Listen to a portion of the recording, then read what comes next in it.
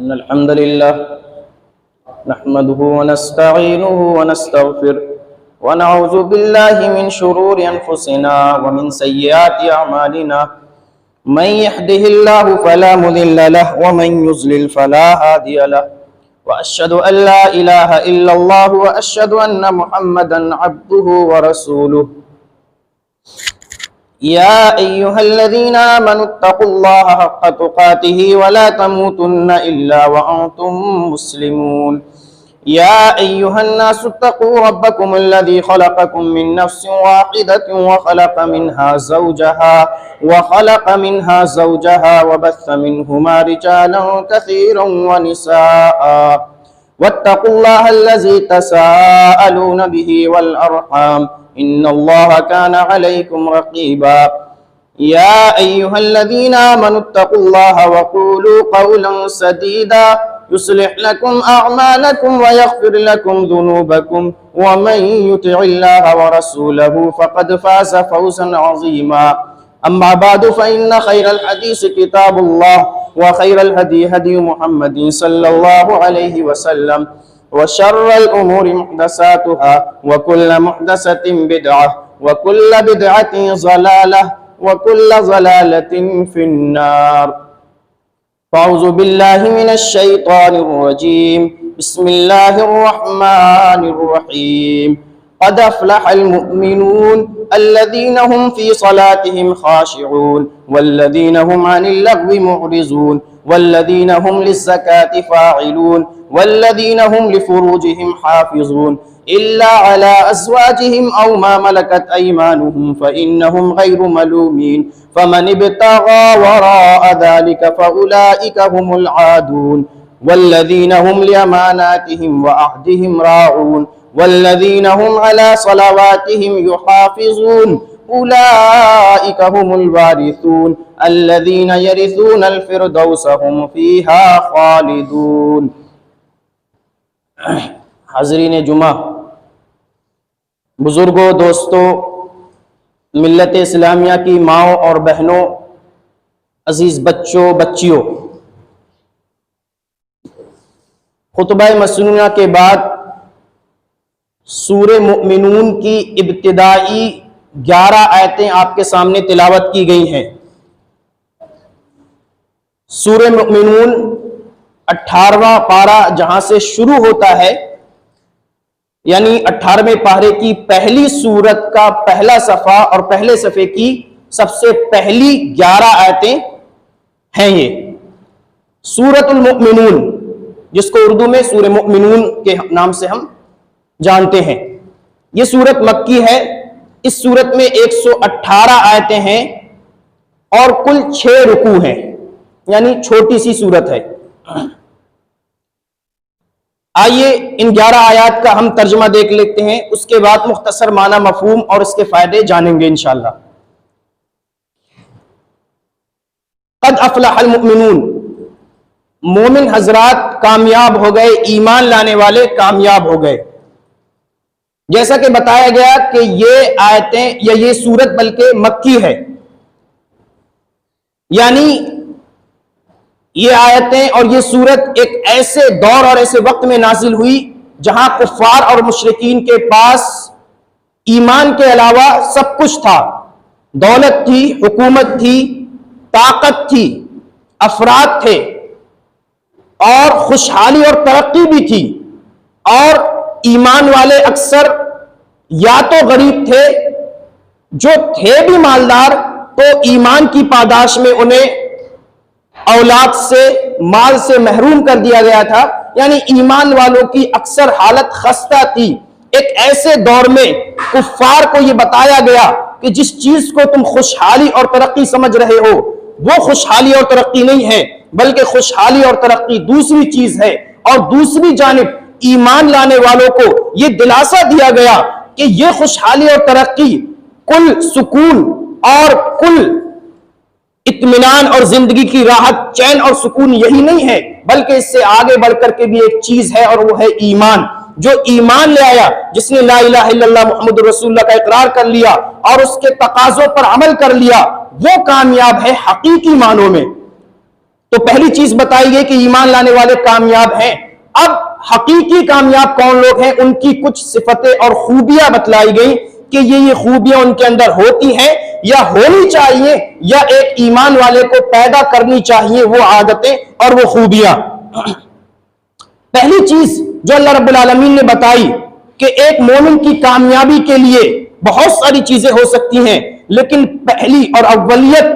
جس چیز کو پہل اور اولیت حاصل ہے وہ ہے نماز، اور وہ بھی خشوع اور خضوع، اطمینان اور سکون کے ساتھ پڑھی گئی نماز۔ اللہ رب العالمین نے فرمایا پہلی صفت اور خوبی کے طور پر الذین هم فی صلاتہم خاشعون، کامیاب ہو گئے وہ مومن جو نماز پڑھتے نہیں بلکہ جو نمازوں میں خشوع اور خضوع اختیار کرتے ہیں، یعنی اعضاء جوارے ہاتھ پیروں کے ساتھ ان کا دل بھی جھکتا ہے، جسم کے ساتھ ساتھ وہ اپنا دل و دماغ بھی نماز میں حاضر کرتے ہیں۔ ایسا نہیں ہوتا ہے کہ ہم یہاں ہیں، ہمارا دل مدینے میں ہے، ہم مسجد میں ہیں، ہمارا دل گھر میں ہے، ہم مسجد میں ہیں، ہمارا دل اپنے کاروبار میں اٹکا ہوا ہے۔ ایسا نہیں ہے، بلکہ خشوع اور خضوع کے ساتھ نمازوں کو قائم کرتے ہیں۔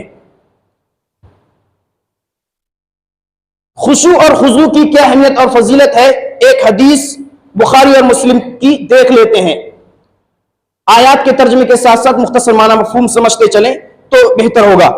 اللہ کے رسول صلی اللہ علیہ وسلم نے فرمایا، ابو داؤد، نسائی، ابن ماجہ، احمد کی روایت ہے، صحیح روایت ہے، عبادہ بن صامت اس حدیث کے راوی ہیں، کہتے ہیں کہ اللہ کے نبی صلی اللہ علیہ وسلم نے فرمایا خمس صلوات افترضہن اللہ عز وجل، کہ 5 نمازیں اللہ رب العالمین نے فرض قرار دی ہیں۔ من احسن وضوءہن، پہلا کام جس نے ان 5 نمازوں کے لیے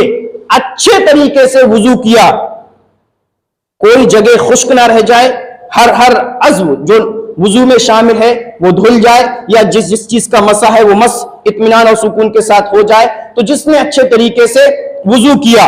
وَصَلَّاهُنَّ لِوَقْتِهِنَّ، دوسری چیز ان 5 نمازوں کو ان کے وقت پر پڑھا، 5 نمازوں کو وقت پر پڑھا۔ ایسا نہیں کہ کوئی نماز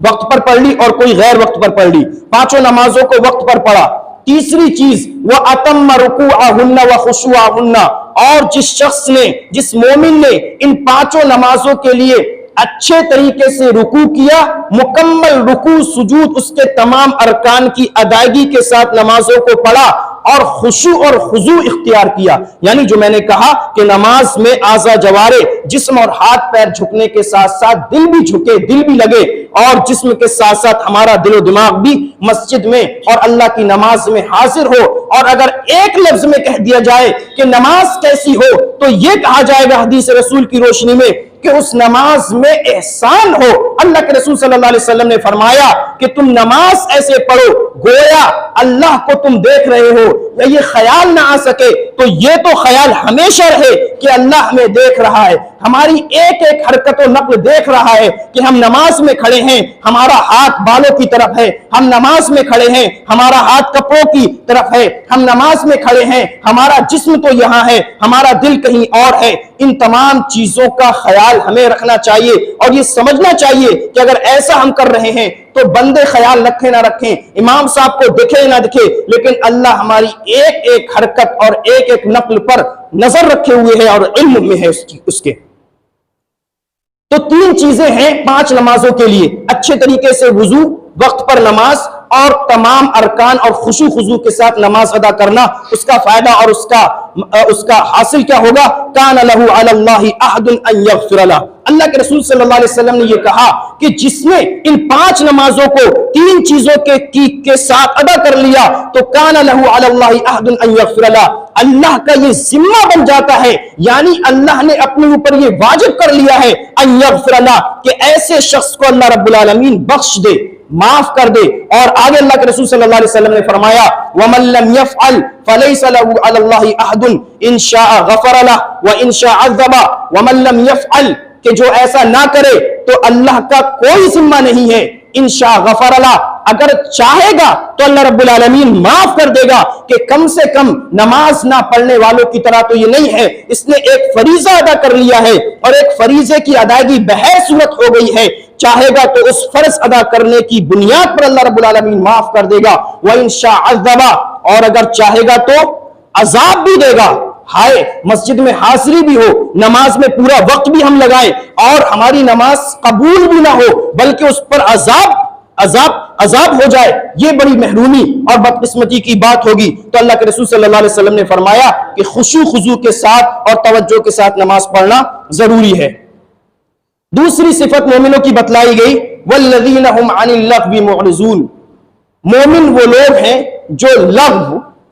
لا یعنی چیزوں سے اعراض کرتے ہیں. تفسیر ابن کثیر میں لکھا ہوا ہے یعنی باطل سے, شرک سے, اور لغو ہر اس قول اور عمل یعنی ہر اس بات اور ہر اس کام کو کہتے ہیں جس کا دنیا میں یا آخرت میں کوئی فائدہ نہ ہو. بہت سارے کام ایسے ہوتے ہیں جن سے آخرت کا فائدہ جڑا ہوتا ہے, بہت سارے کام ایسے ہوتے ہیں جن سے دنیا کا فائدہ جڑا ہوتا ہے, لیکن ایسی بات, ایسا کام جس کا نہ کوئی اخروی فائدہ ہے نہ دنیاوی فائدہ ہے, مومن لوگ ایسی چیزوں سے اعراض کرتے ہیں, بچتے ہیں, ایسے لوگوں کے ساتھ بیٹھتے نہیں ہیں, ایسی چیزوں کو سنتے نہیں ہیں. اللہ رب العالمین نے سورہ فرقان آیت نمبر 72 میں جہاں مومنوں کی بہت ساری صفات کا ذکر کیا دوسرے مقام پر, وہاں ایک صفت یہ بھی بتائی, وَإِذَا مَرُّوا بِاللَّغْوِ مَرُّوا كِرَامًا. مومن لوگ جب لغو بات, بیکار لایانی مجلسوں سے, لایانی باتوں سے گزرتے ہیں تو مروا کراما, شرافت کے ساتھ گزر جاتے ہیں, اس میں دلچسپی نہیں لیتے, اس میں حاضری نہیں لیتے,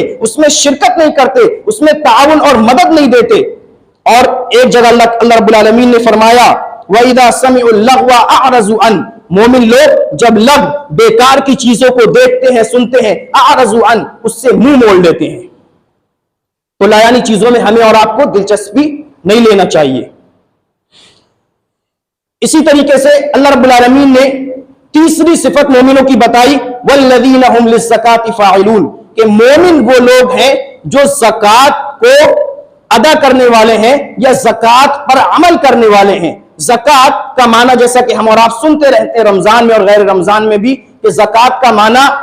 پاکی صفائی ہوتا ہے. تو ایک مطلب تو وہ ہے کہ مومن وہ لوگ ہیں جو اپنے مالوں کی زکوٰۃ عطا کرتے ہیں, جیسا کہ اللہ رب العالمین نے فرمایا والذین یکنزون الذهب والفضة, کہ وہ لوگ جو سونا اور چاندی کو جمع کر کے رکھتے ہیں, ولا ينفقونها فی سبیل اللہ, اور اللہ کے راہ میں خرچ نہیں کرتے, فبشرهم بعذاب علیم, ایسے لوگوں کو دردناک, درد بھرے عذاب کی خوشخبری سنا دیجئے. یوم یحمى علیہا فی نار جہنم, جس دن ان کے سونا اور چاندی, روپیے اور پیسوں کو آگ میں تپایا جائے گا, سیکا جائے گا. فتقوى بها جباہهم وجنوبهم وظہورهم, اور اس سے ان کی پیشانیوں کو, ان کے پہلوؤں کو اور ان کے پیٹوں اور پیٹوں کو داغا جائے گا, اور کیا کہا جائے گا, ھذا ما کنزتم لانفسکم, یہی تو وہ چیزیں ہیں, یہی تو وہ مال و دولت اور سونا چاندی ہے جس کو تم اپنی جانوں کے لیے, اپنے اہل و عیال کے لیے, اپنے گھر والوں کے لیے جمع کر کے رکھتے تھے, سینت کر رکھتے تھے. فذوقوا ما کنتم تکنزون, تو ان چیزوں کو چکھو جس کو تم جمع کر کے رکھتے تھے. تو ایک تو چیز یہ کہ مومن لوگ زکوٰۃ کو ادا کرتے ہیں. زکوٰۃ جو ایک بہترین سسٹم ہے مال کی صفائی کا, مال کی بڑھوتری کا اور معاشرے سے غربت کے خاتمے کا, مسلمان اس میں بھی بہت پیچھے ہیں. اگر مسلمان صحیح سے, اسلام کا ایک رکن ہے جس کی ادائیگی کے بغیر ہمارا اور آپ کا اسلام مکمل نہیں ہو سکتا, اس پر اگر صحیح سے ہم اور آپ عمل کر لیں تو سماج اور معاشرے سے بہت ساری چیزوں کا خاتمہ ہو جائے گا. زکوٰۃ پر اگر عمل ہو جائے تو نہ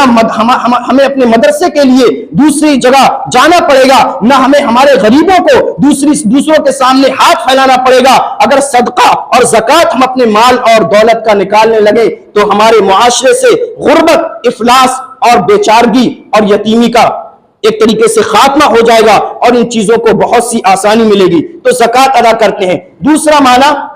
پاکی صفائی, یعنی اپنے نفس کا تزکیہ کرتے ہیں, پاکی صفائی کرتے ہیں. اس کو اللہ رب العالمین نے فرمایا, یعنی زکوٰۃ کا لفظ ایک تو زکوٰۃ کے معنی میں اللہ رب العالمین نے خود قرآن میں استعمال کیا, اور دوسرا اس لفظ کو اپنے آپ کی پاکی صفائی کے معنی میں بھی استعمال کیا. یعنی کہہ سکتے ہیں کہ ایک معنی مالی پاکی صفائی اور دوسرا معنی جسمانی پاکی صفائی. جسمانی پاکی صفائی کی دلیل اللہ رب العالمین نے فرمایا مشہور سورتوں میں اور آخری پاروں کی کئی 2 سورتوں میں تقریباً جو مجھے اس وقت یاد ہیں, کہ اللہ رب العالمین نے فرمایا قد افلح من تزکا, کہ کامیاب ہو گیا وہ شخص جس نے اپنا تزکیہ کر لیا، جس نے اپنے آپ کو پاک و صاف کر لیا، پاک و صاف یعنی گناہوں سے اپنے آپ کو بچا لیا، معصیت شرک اور بدعت سے دور کر لیا، وذکر اسم ربہ اپنے رب کو یاد کیا، فصلی اور نمازیں پڑھی، وذکر اسم ربہ فصلی اپنے رب کو یاد کیا اور نمازیں پڑھی۔ اور دوسری جگہ اللہ رب العالمین نے فرمایا قد افلح من زکاہا کہ کامیاب ہو گیا وہ شخص جس نے اپنی ذات کو پاک و صاف کر لیا، وقد خاب من دساہا اور ناکام اور نامراد ہو گیا، نقصان میں چلا گیا وہ شخص جس نے اپنے آپ کو میل و کچیل میں اور اپنے نفس کو پاک و صاف نہ کیا اور اپنے آپ کو میل و کچیل گناہوں کے میل و کچیل میں ملوث رکھا۔ تو یہ دو چیزیں ہوئی زکوٰۃ کے بارے میں۔ اسی طریقے سے اللہ رب العالمین نے فرمایا والذین هم لفروجہم حافظون، چوتھی صفت مومنوں کی بتائی اللہ رب العالمین نے کہ وہ لوگ جو اپنی شرمگاہوں کی حفاظت کرتے ہیں، الا علی ازواجہم او ما ملکت ایمانہم فانہم غیر ملومین۔ آگے اللہ رب العالمین نے وضاحت کی اسی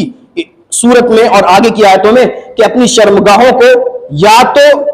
اپنی بیویوں پر استعمال کرتے ہیں یا لونڈیوں پر استعمال کرتے ہیں۔ لونڈی جو کہ اب تقریباً اس کا خاتمہ ہو چکا ہے، اگر وہ دور پھر پلٹ کر آ جائے تو یہ چیز لاگو ہوگی، یعنی اپنی شرمگاہ کو استعمال کرتے ہیں صرف اپنی بیوی کے ساتھ، یعنی اپنی جنسی خواہش صرف اپنی بیوی سے پوری کرتے ہیں، آج کے دور میں سمجھا جائے۔ اس کے علاوہ اللہ رب العالمین نے فرمایا فَمَنِ ابْتَغَىٰ وَرَاءَ ذَلِكَ فَأُولَٰئِكَ هُمُ الْعَادُونَ، اپنی خواہش کو پوری کرنے کے ان دو طریقوں کے علاوہ کوئی اور طریقہ اختیار کرے گا تو ایسے لوگ حد سے تجاوز کرنے والے ہیں، اللہ کے حدود کو توڑنے والے ہیں، اور اللہ حد سے تجاوز کرنے والوں کو پسند نہیں کرتا، اور حد سے تجاوز کرنے والوں کے لیے اللہ رب العالمین نے جہنم بنا رکھی ہے۔ اسی طریقے سے اللہ رب العالمین نے آگے فرمایا والذین هم لاماناتهم وعہدهم راعون، اور مومن وہ لوگ ہیں والذین هم لاماناتهم وعہدهم راعون، مومن وہ لوگ ہیں جو اپنی امانتوں اور اپنے عہد و پیمان کی رعایت کرتے ہیں، اس کا خیال رکھتے ہیں۔ تو اس میں دو چیزیں ہیں، ایک ہے امانت اور دوسرا ہے عہد و پیمان۔ امانت سب سے پہلی تو ایک عام چیز امانت یعنی جو مالی امانتیں ہمارے اور آپ کے ذمے رکھی جاتی ہیں، جیسا کہ اللہ کے رسول صلی اللہ علیہ وسلم کے پاس کفار اور مشرکین اپنی مالی امانتیں، اپنا مال اور دولت رکھا کرتے تھے امانت کے طور پر، اور جب اللہ کے رسول صلی اللہ علیہ وسلم کو ہجرت کا حکم ہوا اور آپ رات کی تاریکی میں نکل رہے تھے مکہ سے مدینہ کی طرف، اس موقع پر بھی اللہ کے رسول صلی اللہ علیہ وسلم نے امانت کا خیال رکھا، اور حضرت علی کو محض ایک خطرے کا مسئلہ تھا کہ حضرت علی کو اپنے بستر پر آپ سلا رہے ہیں اور نعوذ باللہ کوئی کافر حملہ بھی کر سکتا تھا، تو کس کی خاطر؟ ایک امانت کی پاسداری کی خاطر، اور جو بھرم بنا ہوا ہے ایک مومن کے تعلق سے، بلکہ مومنوں کے ایک رہنما اور سردار اور امام اور قائد کے تعلق سے کہ وہ امانت دار ہے اور وہ امانت دار ہے، سچا ہے، تو وہ سلا کر گئے اور کہا کہ جب کافر اور مشرکین آئیں یا جن لوگوں کی امانتیں رکھی ہوئی ہیں ان کو یہ امانتیں حوالے کر دینا۔ اسی لیے اللہ کے رسول صلی اللہ علیہ وسلم نے جب سوال کیا تھا کوہ صفا پر چل کر کہ اگر میں یہ کہوں کہ میری پیٹھ کے پیچھے یا اس پہاڑی کے پیچھے ایک لشکر ہے جو تم پر حملہ کرنے والا ہے تو کیا تم مجھے سچا مانو گے، جھوٹا تو تصور نہیں کرو گے؟ تو انہوں نے بیک زبان کہا تھا ما جربنا علی کا الا صدقہ، ہم نے تو ہمیشہ آپ کو صادق پایا ہے، امانت دار پایا ہے۔ تو اللہ کے رسول صلی اللہ علیہ وسلم نے کبھی امانت میں خیانت نہیں کی ہے، مسلمانوں نے بھی اس کا خیال رکھا ہے، لیکن پچھلے دور کے مسلمانوں نے بھی اس کا خیال رکھا ہے، لیکن اتفاق سے ہمارے دور میں مسلمانوں کے ہاں سب چیزیں ہو سکتی ہیں لیکن مسلمان سچا نہیں ہے اور مسلمان امانت دار نہیں ہے۔ مشکل ہی سے کوئی بھروسہ کرتا ہے ایک مسلمان کی زبان پر اور ایک مسلمان کی امانت پر۔ بہرحال تو امانت کا خیال رکھا جائے، اور اللہ کے رسول صلی اللہ علیہ وسلم نے فرمایا آیت المنافق ثلاث، منافق کی 3 علامتیں ہیں، اذا حدث کذب، جب بات کرے تو جھوٹ بولے، اذا حدث کذب واذا وعد اخلف، اور جب وعدہ کرے تو خلاف ورزی کرے، واذا اؤتمن خان، اور جب اسے امانت سونپی جائے تو اس میں خیانت کرے۔ تو یہ تو ہوئی ایک مالی امانت۔ ایک امانت اور ہے، وہ ہے ذمہ داری کی امانت، ڈیوٹی کی امانت۔ چنانچہ جب حضرت ابو ذر غفاری مشہور صحابی ہیں، انہوں نے اللہ کے رسول صلی اللہ علیہ وسلم سے کہا کہ مجھے امیر مقرر کر دیجیے، مجھے ذمہ دار بنا دیجیے۔ اللہ کے رسول صلی اللہ علیہ وسلم نے فرمایا یا ابا ذر انک ضعیف وانھا امانہ، اے ابو ذر آپ کمزور ہیں اور ذمہ داری لینا اور ذمہ داری سونپنا یہ ایک امانت کا کام ہے۔ پتہ چلا کہ ایک امانت قرار دیا۔ اسی طریقے سے اور حدیث میں آگے ہے کہ امانت یہ رسوائی ہے، ذلت ہے، یعنی اس کا پورا کرنا آسان نہیں ہے۔ اگر کوئی پورا کرتا ہے تو بہت اجر و ثواب کا کام، اور اگر اسے کوئی پورا نہیں کرتا ہے تو وہ دنیا میں بھی پکڑا جاتا ہے اور آخرت میں بھی پکڑا جائے گا۔ اسی طریقے سے جب ایک اعرابی، ایک بدو اللہ کے رسول صلی اللہ علیہ وسلم کی خدمت میں حاضر ہوئے اور انہوں نے سوال کیا متی الساعہ، اللہ کے رسول قیامت کب برپا ہوگی؟ تو اللہ کے رسول صلی اللہ علیہ وسلم نے فرمایا اذا ضیعت الامانہ، جب امانتوں کو ضائع کر دیا جائے۔ انہوں نے کہا کیف اضاعتها، امانتوں کو کیسے ضائع کیا جائے گا، کیسے برباد کیا جائے گا؟ اللہ کے رسول صلی اللہ علیہ وسلم نے فرمایا اذا وسد الامر الى غیر اہلہ، جب معاملات کو، جب ذمہ داریوں کو، جب ڈیوٹیوں کو غیر اہل، نالائق اور ناکردہ لوگوں کے ذمے سونپ دیا جائے۔ آج ہمارے معاشرے میں ایسے لوگوں کی کمی نہیں ہے۔ آپ دیکھ لیجئے، مسجدوں کا دورہ کر لیجئے، ایسے لوگ مسجدوں کے ذمہ دار بنے ہوئے ہیں جن کو نہ خود نماز سے مطلب، نہ جن کے بچوں کو نماز سے مطلب۔ ایسے لوگ مدرسے چلا رہے ہیں جنہیں مدرسے کے نیم سے صحیح سے واقفیت نہیں، جو علم کے عین سے واقف نہیں، جو نہیں جانتے نصاب تعلیم اور علم کا سلیبس کیا ہونا چاہیے، علم کا طور طریقہ کیا ہونا چاہیے، جن کے پاس وقت نہیں ہے ذمہ داری نبھانے کے لیے۔ وہ ذمہ داری کے خواہ ہیں، لیکن جب ان سے کہا جاتا ہے تو وہ کہتے ہیں صاحب ہمارے پاس ٹائم نہیں، صرف ہم ہی اس کے ذمہ دار ہیں۔ تو یہ ساری چیزیں ہیں، تو امانتوں کا خیال رکھنا یہ بھی بہت ضروری ہے۔ تو اللہ کے رسول صلی اللہ علیہ وسلم نے فرمایا کہ جب امانتوں کو غیر اہل، جو اس کے اہل نہیں ہیں، ان کے ذمہ سونپ دیا جائے تو آپ قیامت کا انتظار کیجئے۔ اسی طریقے سے جب موسیٰ علیہ السلام کو لے کر کے حضرت شعیب علیہ السلام کی بیٹیاں حضرت شعیب کی خدمت میں پہنچی تو حضرت شعیب سے ان کی بیٹیوں نے کیا کہا کہ آپ اس کو مزدور رکھ لیجئے، آپ اس کو اپنے یہاں کا ذمہ دار بنا لیجئے، یعنی مزدوری پر رکھ لیجئے، خادم بنا لیجئے۔ کیوں؟ ان خیر من استاجرت القوی الامین، کیونکہ آپ جس کو مزدور بنائیں گے سب سے بہتر مزدور وہ ہے جو قوی ہو اور امانت دار ہو، جس کے پاس اس کام کو کرنے کی اہلیت اور طاقت بھی ہو اور امانت بھی ہو۔ بہت سارے لوگوں کے پاس اس کام کو کرنے کی اہلیت اور طاقت ہوتی ہے لیکن ان کے یہاں امانت داری نہیں ہوتی ہے۔ ہوتا نا، بہت سے لوگ کہتے ہیں ارے صاحب بڑے دیندار ہیں، بڑے نیک ہیں، بڑے شریف ہیں۔ ارے بھائی وہ ساری چیزیں صحیح ہیں لیکن اس کام کو کرنے کی اہلیت اور طاقت ہے بھی یا نہیں ہے؟ اسی طریقے سے بعض لوگ امانت دار تو بہت ہوتے ہیں، سچے ہوتے ہیں، شریف ہوتے ہیں، لیکن اس کام کو کرنے کی اہلیت اور طاقت نہیں ہوتی۔ ایک آدمی بہت اچھا نمازی ہے لیکن وہ مصلی پر آ کر کے نماز پڑھائے، وہ قرات نہیں کر سکتا، لوگوں کو آ کر کے مسئلے بتائے، اس کے پاس علم نہیں ہے، تو گویا اس کے پاس اس چیز کی اہلیت نہیں ہے۔ اسی طریقے سے ایک آدمی ہمارے یہاں کام کرنے کی طاقت اور قوت رکھتا ہے لیکن اس کے پاس امانت داری نہیں ہے۔ اس کو کام دیا گیا 12 گھنٹے کا، وہ کام کر رہا 11 گھنٹہ۔ وہ ٹیچر ہے، اسے بتایا گیا کہ 1 گھنٹہ بچوں کو پڑھانا ہے، وہ اس میں پون گھنٹہ پڑھاتا ہے۔ تو یہ وہ کام کرنے کی طاقت تو رکھتا ہے لیکن اس کے ہاں امانت داری نہیں ہے۔ تو ان چیزوں کا ہمیں خیال رکھنا ضروری ہے۔ اسی طریقے سے اللہ رب العالمین نے فرمایا کہ جو اپنی امانت اور اپنے عہد کا خیال رکھتے ہیں، یعنی آپس میں جو معاہدہ ہو جاتا ہے، وہ چاہے آپس میں 2 لوگوں کا معاہدہ ہو یا 2 قوموں کا معاہدہ ہو یا 2 ذمہ داروں کا معاہدہ ہو، تحریری ہو، تقریری ہو، زبان سے کیا گیا وعدہ اور عہد ہو، اسی طریقے سے لکھا ہوا وعدہ عہد ہو، ہر صورت میں اس کو پورا کرتے ہیں۔ اسی طریقے سے یہ تو ہوا انسانی امانت اور انسانی عہد اور وعدے کے طور پر۔ اللہ رب العالمین نے جو چیزیں ہمیں سونپی ہیں، جن چیزوں کی حفاظت کا ذمہ ہمیں دیا ہے، وہ بھی امانت ہے، اور جن چیزوں کا عہد اللہ رب العالمین نے ہم سے لیا ہے وہ بھی عہد و پیمان ہے۔ اللہ رب العالمین نے فرمایا اِنَّا عَرَضْنَا الْأَمَانَةَ عَلَى السَّمَاوَاتِ وَالْأَرْضِ فَأَبَيْنَ أَن يَحْمِلْنَاهَا وَأَشْفَقْنَ مِنْهَا، کہ اللہ رب العالمین نے فرمایا کہ اس قرآن اور حدیث کی امانت کو ہم نے آسمان اور زمین پر پیش کیا، انہوں نے انکار کیا اور وہ ڈرے، اور انسانوں نے اس امانت کو اٹھایا ہے، یعنی انسانوں نے اللہ رب العالمین سے یہ عہد لیا ہے کہ ہم تیرے رسولوں کی بات مانیں گے، قرآن پر عمل کریں گے، ہم نے ایک کلمہ پڑھا ہے تو اللہ رب العالمین سے یہ عہد لیا ہے کہ اللہ کے علاوہ کوئی معبود حقیقی نہیں، محمد اللہ کے رسول ہیں، اب اللہ کو معبود حقیقی ماننا پڑے گا، ہر چیز میں اپنا معبود تسلیم کرنا پڑے گا، ہمیں یہ ماننا پڑے گا کہ نمازیں پڑھی جائیں گی تو اسی کے لیے پڑھی جائیں گی، سجدہ کیا جائے گا تو اسی کے لیے کیا جائے گا، مشکل کے وقت ہاتھ اٹھائے جائیں گے تو اسی کے سامنے اٹھائے جائیں گے، اور بے اولاد ہونے کی صورت میں اولاد مانگی جائے گی تو اللہ سے مانگی جائے گی، لاکھ بیماری صحیح بیماری کی شفا مانگی جائے گی تو اللہ سے مانگی جائے گی، یہ ساری چیزیں ہم کریں گے، نہیں کریں گے تو اللہ رب العالمین میں خیانت کر رہے ہیں اور اللہ رب العالمین ہم سے سوال کرے گا۔ اسی طریقے سے اللہ رب العالمین نے جو عہد و پیمان لیا ہے اس کو بھی ہمیں پورا کرنا ہے۔ بعض اہل علم لکھتے ہیں کہ شراب، جوا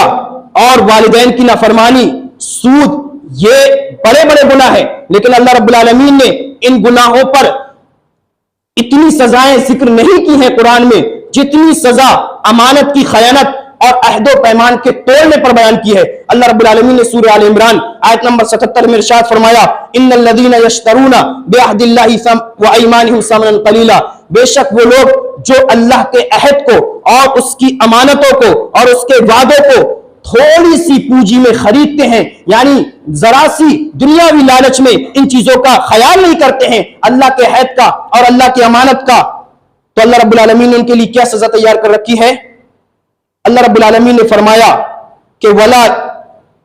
لا خلاق لهم فی الاخرہ، آخرت میں ایسے لوگوں کا کوئی حصہ نہیں ہے۔ پہلی چیز آگے اللہ رب العالمین نے فرمایا ولا یکلمہم اللہ یوم القیامہ، ولا یکلمہم اللہ، اللہ ایسے لوگوں سے بات بھی نہیں کرے گا، ولا ینظر الیہم یوم القیامہ، بات تو دور کی بات، نظر التفات بھی ایسے لوگوں کی جانب نہیں ڈالے گا، دیکھے گا بھی نہیں، ولا یزکیہم، اور نہ ان کا تزکیہ کرے گا، یعنی ان کی تعریف و توصیف بھی بیان نہیں کرے گا، وَلَهُمْ عَذَابٌ علیم، اور ایسے لوگوں کے لیے دردناک عذاب ہے۔ اسی طریقے سے بات چل رہی تھی مومنوں کی صفات کی، آگے اللہ رب العالمین نے پھر جس صفت سے آغاز کیا تھا اسی صفت پر خاتمہ کیا۔ اللہ رب العالمین نے فرمایا وَالَّذِينَ هُمْ عَلَى صَلَوَاتِهِمْ يُحَافِظُونَ، کہ وہ لوگ جو اپنی نمازوں کی حفاظت کرتے ہیں، وہاں پر نماز کہا تھا یعنی نماز کو دلچسپی، خشوع اور دل جمعی اور دل حضوری کے ساتھ پڑھتے ہیں، اور یہاں پر کہا اپنی نمازوں کی حفاظت کرتے ہیں، یعنی نماز کو خوبصورتی کے ساتھ پڑھتے ہیں اور تمام نمازوں کو پڑھتے ہیں۔ نمازوں کی حفاظت کا مطلب یہ نہیں ہے کہ ایک نماز کو پڑھا دوسری کو چھوڑ دیا، یا ایک کو وقت پر پڑھا دوسری کو بے وقت پڑھا، بلکہ تمام نمازوں کو خشوع خضوع کے ساتھ اور پابندی کے ساتھ، ارکان کے ساتھ، اس کی جتنی شرطیں ہیں اس کے ساتھ پڑھا وقت پر، تو ایسے لوگ اللہ رب العالمین نے فرمایا اولئک ھم الوارثون، ایسے لوگ وارث ہیں کس کے؟ الذین یرثون الفردوس ھم فیھا خالدون، جنت الفردوس کے وارث ہیں۔ اللہ کے رسول صلی اللہ علیہ وسلم نے فرمایا کہ جب تم اللہ رب العالمین سے سوال کرو تو جنت الفردوس کا سوال کرو، کیونکہ جنت الفردوس یہ جنت کا سب سے اعلیٰ، سب سے ہائی حصہ ہے، اور یہیں سے دوسری جنتوں کے لیے نہریں جاری ہوتی ہیں۔ تو یہاں پر اندازہ لگائیں کہ مومنوں کی صفات کے بارے میں اللہ رب العالمین نے جہاں سے ابتدا کی یعنی نماز سے، وہیں پر خاتمہ کیا، یعنی نماز کے بغیر دوسری چیزوں کا تصور نہیں۔ صحیح کہا اللہ کے رسول صلی اللہ علیہ وسلم نے کہ سب سے پہلے اللہ کے حقوق میں، اللہ اپنے حقوق اور فرائض میں نماز کا سوال کرے گا، نماز کو چیک کیا جائے گا، اگر نماز درست ہے تو بقیہ عملوں کو دیکھا جائے گا، بقیہ عمل بھی صحیح رہیں گے، اگر نماز ہی خراب ہو گئی تو بقیہ عملوں کو نہیں دیکھا جائے گا اور بقیہ عمل بھی خراب ہو جائیں گے، اور جہنم میں جانے کا سبب بھی لوگ یہی کہیں گے کہ لم نکن من المصلین، ہم نمازی نہیں تھے۔ تو یہ چیزیں ہیں۔ اسی طریقے سے یزید بامبوس تابعی ہیں، یزید بامبوس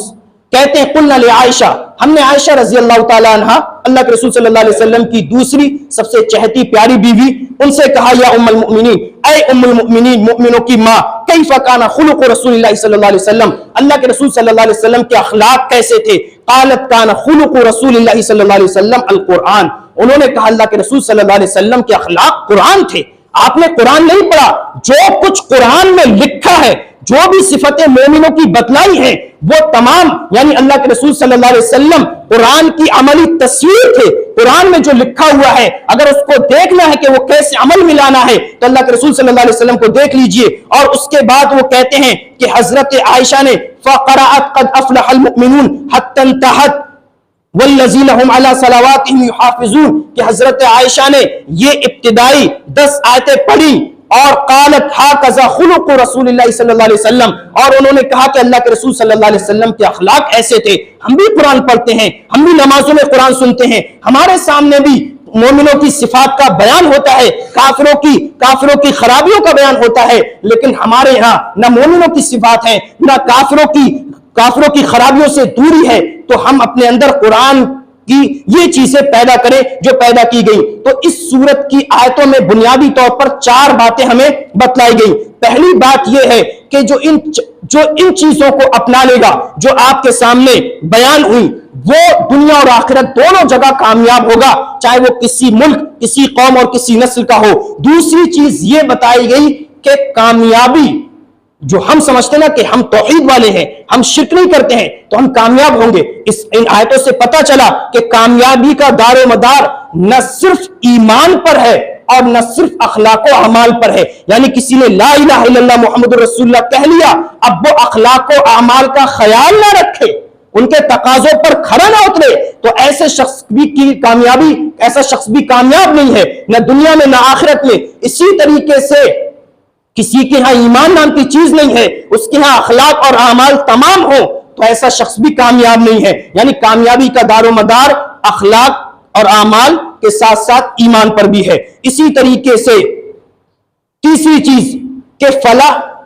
اور کامیابی صرف دنیاوی خوشحالی اور ترقی کا نام نہیں ہے، بلکہ اخروی اعمال کرنا اور ان کو انجام دینا اور صحیح طور پر ایمان رکھنا، یہ کامیابی ہے۔ اسی طریقے سے چوتھی چیز یہ ہے کہ جو مومنوں کی صفتیں ان آیتوں میں بتلائی گئی ہیں وہ اللہ کے رسول صلی اللہ علیہ وسلم کے لیے بطور دلیل ذکر کی گئی ہیں۔ یعنی یہ چیزیں اللہ کے رسول صلی اللہ علیہ وسلم کے یہاں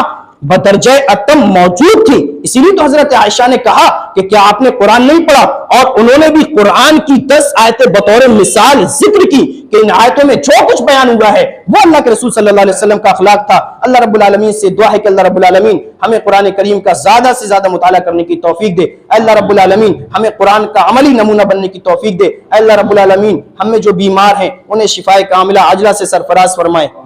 اور تمام اہل اسلام کو صحت و عافیت کے ساتھ رکھ، آمین وما علینا الا البلاغ۔